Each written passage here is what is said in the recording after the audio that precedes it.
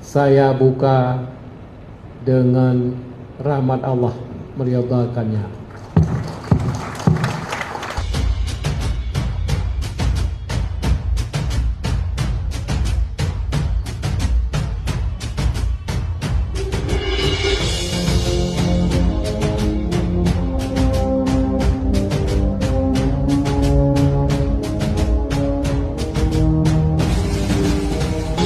Artinya, marwah dan harga diri Aceh jauh lebih bermakna bagi kita masyarakat Aceh. Terima kasih Pak Gubernur. Sekali lagi kami sangat bangga kepada Pak Gubernur.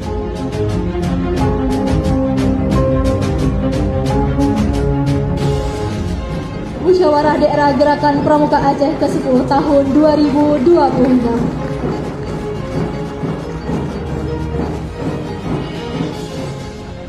Karena pada hari yang mulia ini kita telah dapat melaksanakan Musda ke-10 pada Aceh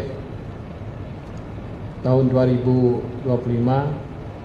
Mudah-mudahan semua lancar, tidak ada kendala. 2026 insya-Allah kita benahi itu. Supaya ada rapat-rapat seperti ini, kita langsung ke